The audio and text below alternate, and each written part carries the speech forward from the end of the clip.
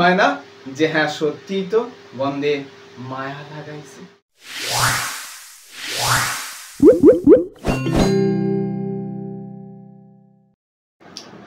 আজকের ক্লাসে আমরা পড়ব তোমাদের প্রথম প্রোজ সেকশনের গল্পটি, অর্থাৎ the night train at Deuli. একটি অসাধারণ, অসম্ভব সুন্দর রোমান্টিক প্রেমের গল্প পড়তে চলেছে তোমরা। কথা দিলাম, গল্পটি পড়ে তোমরা জানো নিজেদেরকে কোথাও না কোথাও হলে ঠিক গল্পের কথক বা ন্যারেটরের মতোই হারিয়ে ফেলবে। তবে গল্পটি পড়ার আগে তোমাদের কাছে আমার একটা রিকোয়েস্ট থাকবে, গল্প যখন আমরা পড়ব গল্পটা শুনবো এবং তাকে অনুভব করব, অর্থাৎ ন্যারেটরের জায়গায় আমরা নিজেকে বসাবো এবং সমগ্র গল্পটি মন দিয়ে শুনবো। এই গল্পে যাওয়ার আগে একটু লেখককে চিনিয়ে দিই নাকি। গল্পের লেখককে রাস্কিন বন্ড। খুব বেশি কথা বলবো না, ছোট্ট কয়েকটা কথা বলি। রাস্কিন বন্ড নামটা শুনে বেশ ব্রিটিশ লাগলেও হ্যাঁ, তিনি ব্রিটিশ দম্পতির একজন অবশ্যই সন্তান ছিলেন। তার মধ্যে একজন তার পিতামাতার মধ্যে একজন ব্রিটিশ ছিলেন এবং আর একজন, অর্থাৎ বেসিক্যালি পিতা ছিলেন ব্রিটিশ এবং মা ছিলেন ভারতীয়। জন্মসূত্রে ভারতীয় এবং তিনি কিন্তু ভারতবর্ষেই থেকেছেন। হ্যাঁ, প্রথমে তার 7 বছর বয়স পর্যন্ত তিনি সম্ভবত বলবো না, মানে 7 বছর বয়স পর্যন্ত তিনি ইংল্যান্ডেই কাটিয়েছেন, ঠিক আছে। এরপর তিনি ফিরে এসছেন এবং তারপর তার বাকিটা জীবন তার দিদার সাথে কাটিয়েছেন বা কোনো এক পড়াশোনার খাতিরে তিনি পড়াশোনার জন্য বিভিন্ন হোস্টেলে বা বিভিন্ন জায়গায় কাটিয়েছেন, অর্থাৎ তার জীবনটা কিন্তু ভারতেই কেটেছে। এবং 1934 সালে জন্ম হওয়া এই বিখ্যাত লেখক আজও আমাদের মধ্যে বর্তমান আছে, অর্থাৎ এখন তার বয়স 90+ হয়েছে। 1934-এ জন্ম, এখন তার 91 বছর বয়স চলছে এবং তিনি বর্তমানে এখনো জীবিত আছেন। এবং এই রাস্কিন বন্ডের গল্প তোমরা ক্লাস 7-এ পড়েছিলে। একটা ভূতের গল্প ছিল, ঘোস্ট অ্যাট বারান্দা বলে পসিবলি। তো সেই গল্পের পর প্রথম ক্লাস 12-এ পড়তে চলেছে। প্রিভিয়াস সিলেবাসে দ্য আইজ হ্যাবিট ছিল, সেটাও অসম্ভব সুন্দর একটা প্রেমের গল্প। দ্য নাইট ট্রেন অ্যাট দেউলিও তার থেকেও বলতে পারি আরও উপরে যাওয়া একটা অসম্ভব সুন্দর প্রেমের গল্প, মন ছুঁয়ে যাবে আমাদের সকলকে। এইটুকুই বললাম লেখক পরিচিতি সম্বন্ধে। হ্যাঁ, বর্তমানে তিনি হিমাচল প্রদেশে বসবাস করেন। এবং আরেকটা ছোট্ট ইনফরমেশন দিয়ে রাখি, রাস্কিন বন্ড তার লেখায় যে সমস্ত জায়গাগুলোর নাম উল্লেখ করেন সেইগুলোর প্রত্যেকটারই বাস্তবের মানে অস্তিত্ব আছে এবং মোস্ট অফ দ্য টাইম সমস্ত জায়গাগুলি দেখা যায় কিন্তু হিমাচল প্রদেশেরই অন্তর্গত।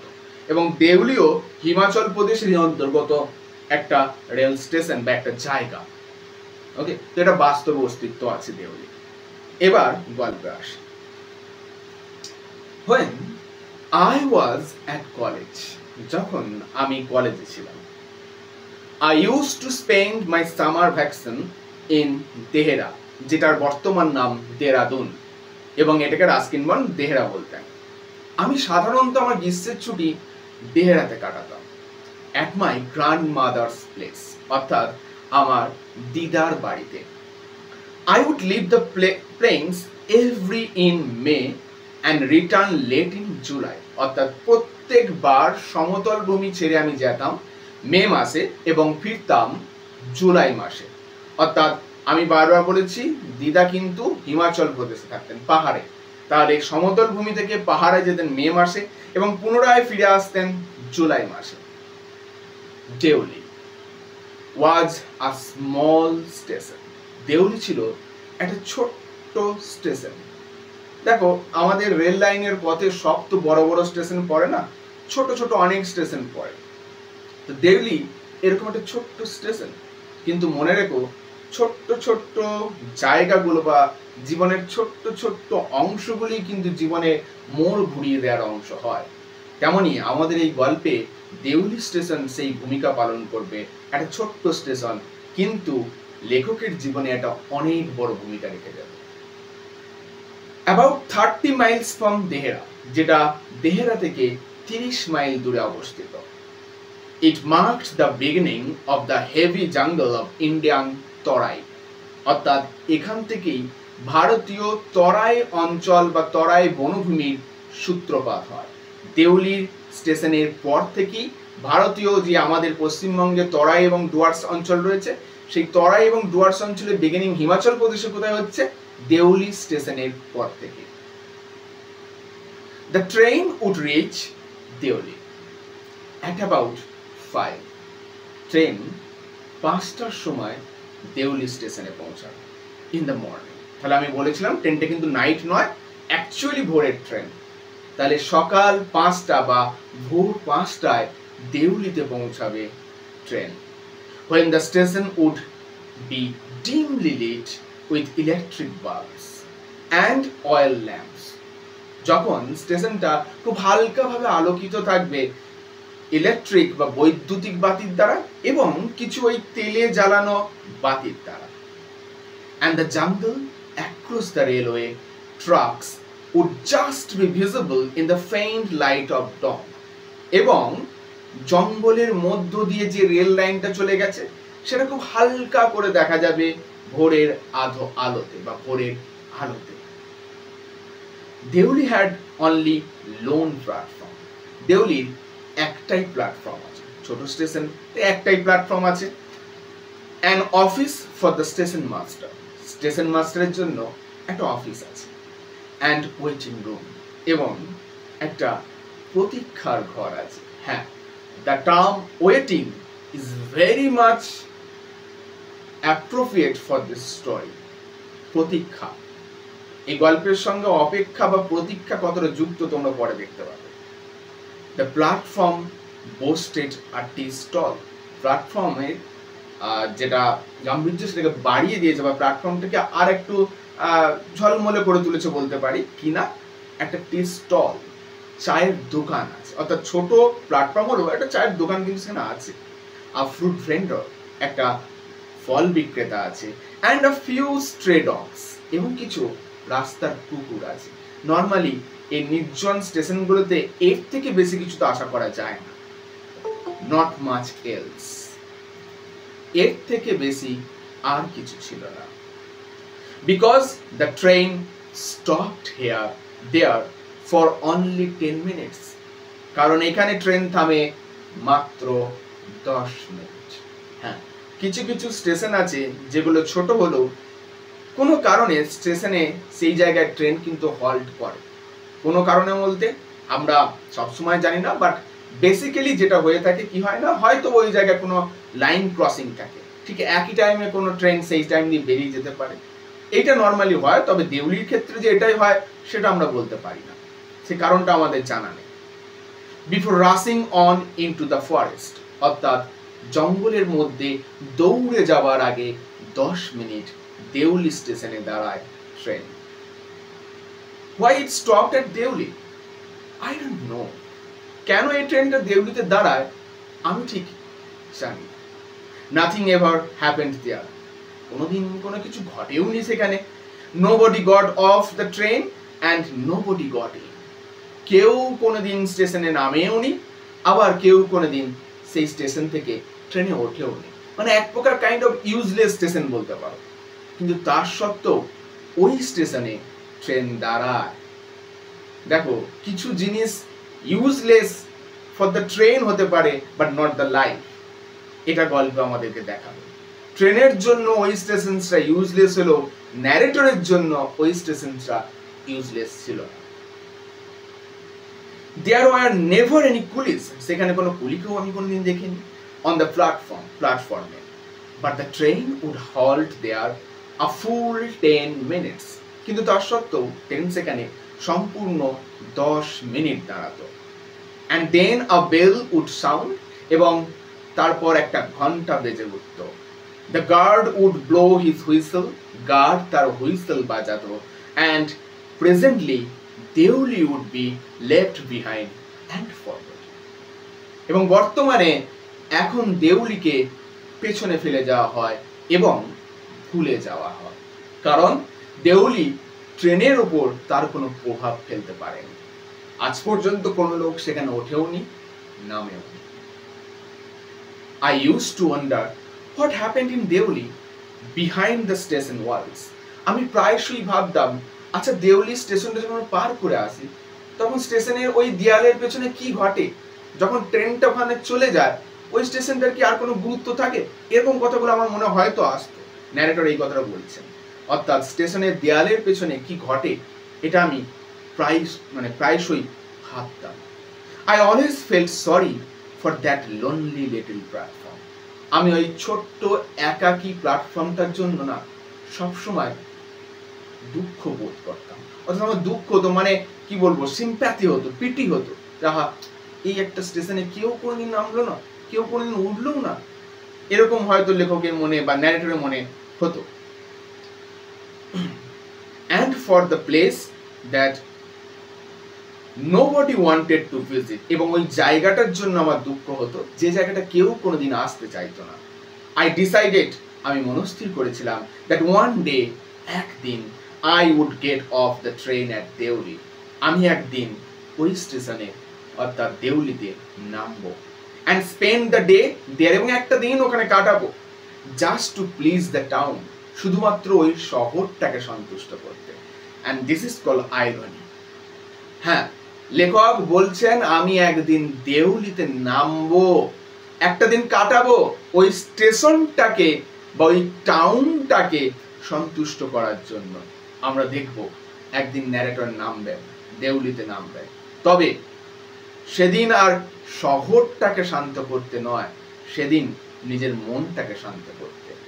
অর্থাৎ এটা একটা আইরনিক্যাল স্পিচ, সময়ের সাথে সাথে যা ভাবা হচ্ছে তার উল্টো দিকে যাবে।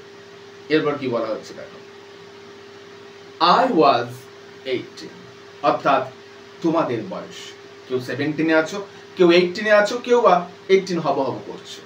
তাহলে আমি প্রথমেই বলেছিলাম গল্পটা যেন সামহাও তোমাদেরকে নিয়ে, হয়তোবা তোমাদের জীবনে কারো না কারোর জীবনে হয়তোবা ঘটেছে কিংবা ঘটবে, এটাও হতে পারে, অথবা আমরা প্রত্যেকেই কিন্তু কম বেশি একটু হলেও আশা করি যে এরকম একটা ঘটনা যদি আমাদের জীবনে ঘটতো, বা কারো কারো জীবনে ঘটেও গেছে, এটাও হতে পারে। এরপর দেখো কি বলা হচ্ছে, I was 18, আমি তখন 18, visiting my grandmother, দিদার বাড়িতে আমি যাচ্ছি, and the night train stopped at দেউলি, রাত্রিকালীন ট্রেন দেউলিতে এসে দাঁড়ালো। A girl came down, একটা মেয়ে সেই সময় নেমে এলো। The platform, selling baskets, সে কি বিচ্ছিল? ঝুড়ি বিচ্ছিল। It was a cold morning, এটা ছিল একটা শীতল সকাল, and the girl had a shawl thrown across her shoulder, মেয়েটি শালটা তার কাঁধের উপরে ছুঁড়ে নিয়েছে, অর্থাৎ শালটা জড়িয়েছে। Her feet were bare, তার পাগুলো ছিল নগ্ন, অর্থাৎ পায়ে কোনো জুতো ছিল না, যেটা একটা নিদর্শন। কিসের নিদর্শন? যে the girl was poor, মেয়েটি ছিল গরিব, হয়তো তার জুতো কেনার মতো অর্থ তার নেই, কিংবা জুতো পরার মতো ক্ষমতা তার নেই, সেই কারণের জন্য সে পড়তে পারেনি। And her clothes were old, এবং তার জামা কাপড়গুলো ছিল পুরাতন, এটাও একটা নিদর্শন। The girl was poor, but কিন্তু she was a young girl, সে ছিল একটা যুবতী মেয়ে। Walking gracefully and with dignity, অসম্ভব সুন্দরভাবে এবং অসম্ভব মর্যাদার সঙ্গে সে হাঁটছিল। তাহলে দেখো, শুধুমাত্র পোশাক মানুষের ডিগনিটি এবং গ্রেসফুলনেসকে নির্ধারণ করতে পারে না। যদি তার মধ্যে পার্সোনালিটি থেকে থাকে, পার্সোনালিটি উইল অ্যাট্রাক্টস এভরিবডি। আমাদের প্রত্যেকটা মানুষের জীবনে যেটা সবথেকে গুরুত্বপূর্ণ বৈশিষ্ট্য হলো পার্সোনালিটি, ব্যক্তিত্ব। ব্যক্তিত্ব শুধু পোশাকে আসে না, ব্যক্তিত্ব আচরণের মধ্য দিয়ে আসে। হ্যাঁ, ব্যক্তিত্বের ক্ষেত্রে পোশাক হয়তো বা কোনো একটুখানি হলো রোল প্লে করতে পারে, বাট শুধু পোশাক আছে, আকার আচরণে দেখানো আছে, কিন্তু যে সেই মুখ খুললো তখন দেখা গেল একেবারে গোবর, সেটা হলে তো হবে না। তোমার বাইরের অবয়ব যেমন, তোমার অন্তরের অবয়বটাও ততটা বলিষ্ঠ হতে হবে, তবেই লোক তোমার প্রতি অ্যাট্রাক্টেড হবে। ব্যক্তিত্বের প্রতি সবাই মাথা ঝোঁকায়, তাতে সে যে যাই বলুক না কেন। তাহলে মেয়েটির ব্যক্তিত্ব কিন্তু একদিক থেকে তাহলে অসাধারণ ছিল, সেটাই ন্যারেটর প্রেইজ করেছেন। অসম্ভব সুন্দরভাবে হাঁটছিলেন, উইথ ডিগনিটি, মর্যাদার সঙ্গে হাঁটছিলেন। When she came to my window, যখন মেয়েটা আমার জানালার কাছে এলো, she stopped, সে দাঁড়িয়ে গেল। She saw that I was looking at her, মেয়েটি দেখতে পেয়েছিল আমি তার দিকে তাকাচ্ছিলাম। দেখো, সুন্দর জিনিস বরাবর অ্যাট্রাক্ট করে, এবং সুন্দরতার সঙ্গে যদি ব্যক্তিত্ব মিশে যায় তাহলে সেই জিনিস তো চুম্বকের মতো আকর্ষণ করবে। ন্যারেটর তাকিয়েছিলেন মেয়েটির দিকে, মেয়েটাও দেখেছে সেটা intently, but at first she pretended not to notice, কিন্তু প্রথমে এসে ভান করলো যেন সে আমাকে দেখেন। ঠিক মনে পড়ছে তোমাদের সেই জিমি ভ্যালেন্টাইন গল্পটার কথা? ঠিক একইভাবে জিমি যখন সিঁড়িতে বসেছিল এবং অ্যানাবেল অ্যাডামস যখন সিঁড়ি দিয়ে নামছিল, একই কাজ করেছিল অ্যানাবেল অ্যাডামস। তখন আমি বলেছিলাম যে মেয়েরা কিন্তু সব জানে ছেলেটা কি করে বা ছেলেটা কি করছে, সে সব দেখে, অথচ তবু না দেখার ভান করে। একই কাজ করেছিল অ্যানাবেল অ্যাডামস, একই কাজ করলো আমাদের এই মেয়েটা। সে জানে যে ন্যারেটর তাকে দেখছে, তবু যেন একটু না দেখার ভান করলো। এটাই হয়তো নারী চরিত্রের বৈশিষ্ট্য। এরপর কি বলছে দেখো, she had a pale skin, তার একটা ফ্যাকাসে স্কিন বা ত্বক ছিল। ফ্যাকাসে মানে অ্যাকচুয়ালি লেখক বলতে চাইছে ব্রাইট স্কিন বা ফর্সা, যাকে আমরা বলি বাংলায়। Set off by shiny black hair, যেটা আরো প্রস্ফুটিত হয়ে উঠছিল কিসের দ্বারা? তার চকচকে কালো চুল দ্বারা। এখানে আমরা সেই জীবনানন্দ দাশকে খুঁজে পাই না, তার বনলতা সেনকে তিনি যেভাবে ডেসক্রাইব করেছিলেন, চুল তার কবেকার, ঠিক একইভাবে যেন আমাদের ন্যারেটর ডেসক্রাইব করলেন এই মেয়েটার সৌন্দর্য। অ্যান্ড ডার্ক, এবং তার চুলগুলো কেমন, চুলগুলো না, চোখটা কেমন ছিল দেখো, ডার্ক ট্রাভেলড আইজ। একদিক দিয়ে প্রশংসা করছেন, আবার ওই চোখের ভেতর কিছু না কিছু একটা সমস্যা চলছে, কিছু না কিছু একটা কোনো না কোনো বিষয় নিয়ে একটা ভাবনা আছে, সেটাও যেন ন্যারেটর দেখতে পাচ্ছেন। কালো সমস্যা ঘন চোখ। And then those eyes, searching and eloquent, met mine. এবং তারপর সেই চোখগুলো যেগুলো অনবরত খুঁজে যাচ্ছিল, এবং এলোকোয়েন্ট, এলোকোয়েন্ট কথাটার অর্থ কিন্তু আমরা ওথেলো পড়তে গিয়ে পেয়েছিলাম, বাকপটু বলা হয় যাকে। এবং তার চোখের বাকপটুতা, চোখ অনেক কথা বলে আমাদের, অনেক কথা যা মুখে বলা যায় না তার চোখ বলে যায়। তার চোখ যেন অনেক কথা বলছিল, তার সেই চোখের বলা কথা এবং চোখের অনবরত খোঁজ শেষমেশ আমাকে দেখতে বলল। তার মানে তার দৃষ্টিতে আমি। She stood by my window, সে আমার জানলার পাশে দাঁড়ালো। For some time, কিছুক্ষণের জন্য। And neither of us said anything, আমাদের মধ্যে কেউই কোনো কথা বলিনি কিছুক্ষণের জন্য। But when she moved on, কিন্তু যখন সে সেখান থেকে চলে গেল, I found myself leaving my seat and going to the carriage door. আমি জানি না, নিজের অজান্তেই নিজেকে আমি খুঁজে পেলাম ক্যারেজ ডোরের সামনে, অর্থাৎ ট্রেনের দরজার কাছে। তার মানে কি গো, ওই যে বলেছি না যে ব্যক্তিত্ব মানুষকে চুম্বকের মতো আকর্ষণ করে। মেয়েটির ব্যক্তিত্ব, তার এই একেবারে রাস্টিক বিউটি যাকে আমরা বলতে পারি, অর্থাৎ গ্রাম্য সৌন্দর্য বা একেবারে ওই সব মেকআপ বিহীন সৌন্দর্য যেটা রিয়েল বিউটি, সেটা বোধহয় ন্যারেটরকে অ্যাট্রাক্ট করেছে। এবং সেই আকর্ষণে তিনি নিজের অজান্তেই কখন যে সিট ছেড়ে ট্রেনের দরজায় চলে গেছেন সে কথা তিনি বুঝতেও পারেন। মেয়েটি চলে গেছে না, তাই হয়তো ফলো করে ন্যারেটরও চলে এসছে। এরপর কি বলা হচ্ছে দেখো, I walked across to the tea stall. এরপর আমি ওই যে চায়ের দোকানটা ছিল ওখানে হেঁটে গেলাম। A kettle was boiling over on a small fire. একটা ছোট্ট আগুনের ওপর একটা কেটলি উত্তপ্ত হচ্ছে। এটা একটা ইমেজ, আগুনের ওপর কেটলি উত্তপ্ত হচ্ছিল।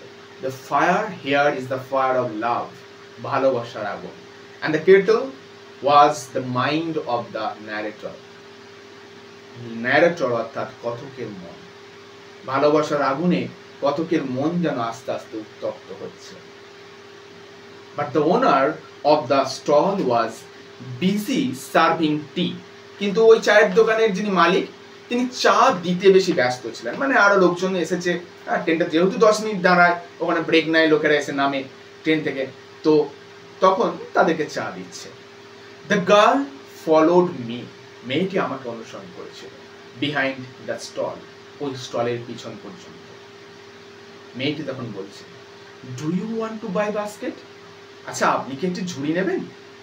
সি আস্কড, সে জিজ্ঞেস করল। এই প্রথমবার সাইলেন্স ভাঙল। প্রথম দেখায় দুজনায় চুপ ছিল, কিন্তু শেষমেশ মেয়েটা কথা বলল, যদিও বা সে তার ব্যবসায়িক কারণে কথা বলেছে, সে ঝুড়ি বিক্রি করে, তাই ন্যারেটরকে জিজ্ঞেস করেছে, আপনি কি একটা ঝুড়ি নেবেন? দে আর ভেরি স্ট্রং, ঝুড়িগুলো না খুব শক্ত, মেড অফ দ্য ফাইনেস্ট কেন, সব থেকে সুন্দর কেন মানে বেত, বেত দিয়ে তৈরি। এবার ডট ডট ডট, অর্থাৎ এরপরে হয়তো বা মেয়েটা আরো কিছু বলতে যাচ্ছিল, হয়তো বা তার প্রোডাক্টের আরো কিছু কোয়ালিটি বলতে যাচ্ছিল, বাট ন্যারেটর মাঝখানে ইন্টারাপ্ট করছেন এবং বলছেন, নো আই সেড, আমি বলেছিলাম না, I don't want a basket, আমার কোনো ঝুড়ি চাই না। We stood looking at each other for what seemed a very long time.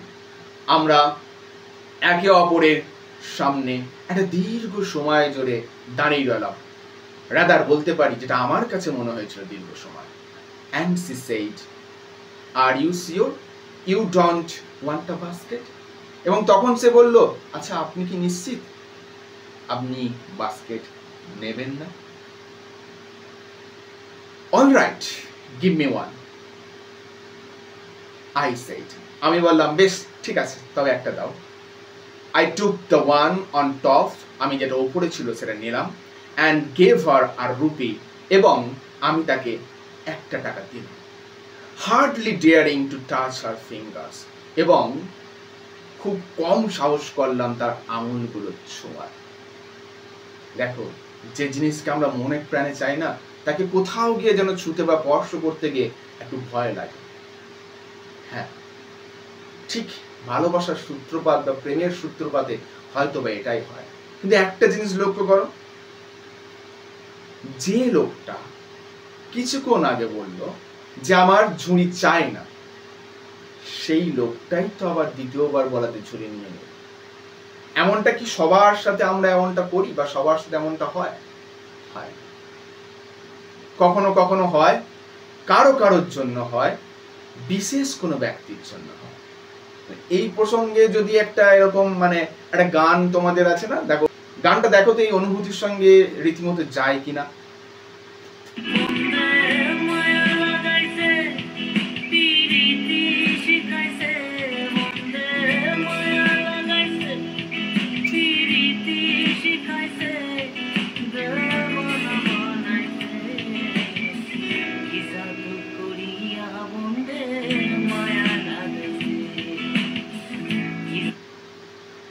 কি যায় এই গানটা এর সঙ্গে? মনে হয় না যে হ্যাঁ সত্যি তো, বন্দে মায়া লাগাইছে। মায়ার জীবনে যেন লেখককে বা ন্যারেটরকে বেঁধে ফেলেছে মেয়েটা। আরো শুনবো, আরো এগোবো যখন, আরো অনেকগুলো গান আমি প্লে করব যেখানে দেখবে এই পরিস্থিতির সঙ্গে মিলে যায়। এই গান যে আমাদের পরিস্থিতিকে আরো কত সুন্দর করে তোলে সেটা দেখবে। কোনো এক সিনেমাতে আমার যেটুকু মনে পড়ছে, সৌমিত্র চট্টোপাধ্যায় পসিবলি, যেখানে বলেছিল যে জীবনের গল্পগুলো তো মাঝে মাঝে একটু ব্যাকগ্রাউন্ড মিউজিকের প্রয়োজন আছে, না হলে গল্প বড় আনরোম্যান্টিক হয়ে যায়। এরপরে এগোনো যাক, কি বলা হচ্ছে দেখো। As she was about to speak, যখন সে কথা বলতে যাবে, অর্থাৎ মেয়েটি কথা বলতে যাবে, the guard blew his whistle, আবার সেই গার্ড তার হুইসেল বাজিয়ে দিলেন। She said something, সে কিছু একটা বলল, but it was lost in the clanging of the bell and the hissing of the engine. মেয়েটি কিছু একটা বলল, কিন্তু ওই শব্দটা যেন হারিয়ে গেল, কথাগুলো যেন হারিয়ে গেল কিসের মধ্যে? ক্লাঙ্গিং অফ দ্য বেল, অর্থাৎ ঘন্টার ধ্বনির আওয়াজের মধ্যে, এবং ট্রেন ছাড়ার হিস হিস শব্দে।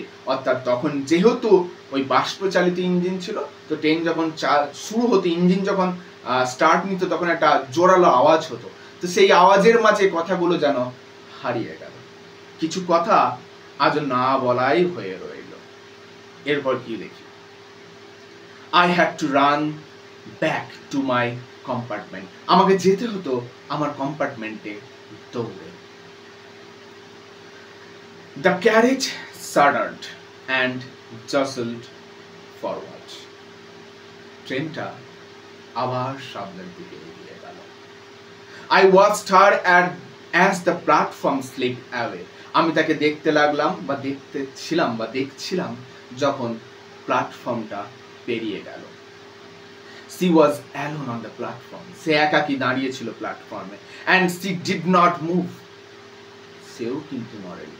তার মানে আমরা এখানে বলতে পারি সামাও শুধু ন্যারেটর নয়, মেয়েটিও হয়তো ন্যারেটরকে ভালো লেগেছে। But she was looking at me and smiling, সে আমার দিকে তাকাচ্ছে এবং হাসছে, মানে হাসি বড় মায়াবী হাসি। I watched her until the signal box came in the way, আমি তাকে দেখতে লাগলাম যতক্ষণ না সিগন্যাল বক্সটা আমাদের দুজনার দৃষ্টির মাঝে চলে আসে। And then the jungle hit the station, তারপর আস্তে আস্তে জঙ্গলটা স্টেশনটাকে আড়াল করে দিল। But I could still see her standing there alone, কিন্তু আমি তাকে এখনো দেখতে পাচ্ছি, সে ওখানে দাঁড়িয়ে রয়েছে। ক্ষীণ দেখতে পাচ্ছি, হয়তো খুব অল্প দেখতে পাচ্ছি, কিন্তু দেখতে পাচ্ছি এখনো সে সেখানেই দাঁড়িয়ে আছে। I sat up, awake for the rest of the journey, তারপর আমি বসলাম এবং বাকি যাত্রাপথটা জেগেই কাটালাম। I could not read my mind of the picture of the girl's face, আমি আমার মনে মেয়েটার মুখের যে ছবিটা সেটা থেকে অর্থাৎ রেহাই পেলাম না, রক্ষা পেলাম না, অর্থাৎ আমার মনে মেয়েটার মুখের ছবিটা যেন এখনো ভাসছিল। Her dark smoldering eyes, তার কালো ধূমায়িত চোখ। দেখো, লেখকরা সে কবি হোক কিংবা কোনো গদ্য লেখক বারবার কিন্তু তার প্রেমিকা বা প্রেমিক যাই বলো, বেসিক্যালি প্রেমিকাদের চোখের জন্য রোমান্টিসাইজ করেছেন সব সময়। ন্যারেটরও সেই কাজল কালো চোখ যাকে বলে সেইভাবে যেন রোমান্টিসাইজ করলেন, আবারও যেন তার প্রেমিকার চোখের প্রেমে পড়লেন তিনি।